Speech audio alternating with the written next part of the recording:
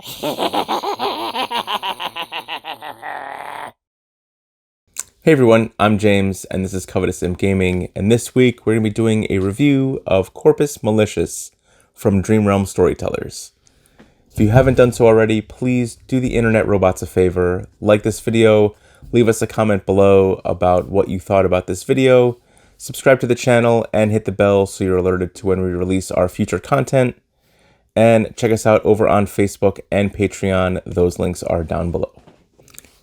It's no secret that I love dark, gritty tabletop RPGs, and I think that Corpus Malicious from Dreamrealm Storytellers is delivering that in spades.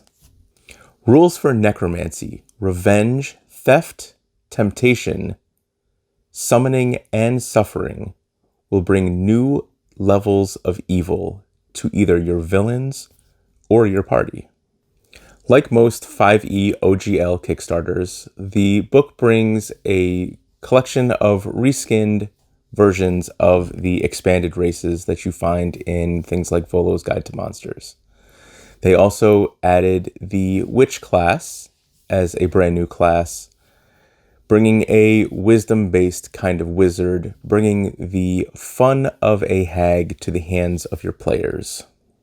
For our usual classes, there are 3 to 4 new subclasses per class. There is a new variety of evil backgrounds like murderer and cultist, and those aren't even the most vile of the collection. There's also a collection of new feats for both in combat and RP scenarios. And that's just Chapter 1. Chapter 2 covers the transformation into lichdom, lycanthropy, and vampirism, and the feats associated with such afflictions.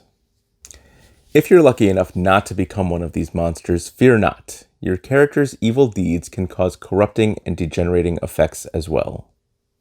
Chapter 2 also covers rules for curses, possession and exorcism, defiling a location, and ritual sacrifice. It also covers powerful entities bargaining for your soul. One of my favorite features from this book was the black market. The ability to hire someone to perform evil deeds for you was amazing. It was featured on their DM screen as well as in the book. I'm looking forward to incorporating that into a game as soon as I can. There are some new rules in the book that will bring your evil campaign to the extreme. I won't be going into details on what some of the more extreme things are, but if you are looking for extreme evil, then this is the book for you. Chapter 3 covers the deities, cults, and factions you would encounter in Mindabar, their campaign setting, or anywhere else that Corpus Malicious is used. Chapter 4 starts out with 144 new spells, some of which are specific to the Witch class, as well as 5 rituals that take much longer to perform, but have some amazing results. There are 88 new magic items, including the tome Corpus Malicious itself. Following that, Chapter 5 boasts a solid 60 pages of new monsters, and then another almost 100 pages of pre-made villains of various CR with a page of backstory for each one. The book came with a write-up about their campaign setting, Mindabar, the City of Malice. In the book for the setting, you can find more monsters and information for hotspots, as well as the events that would be happening in those locations.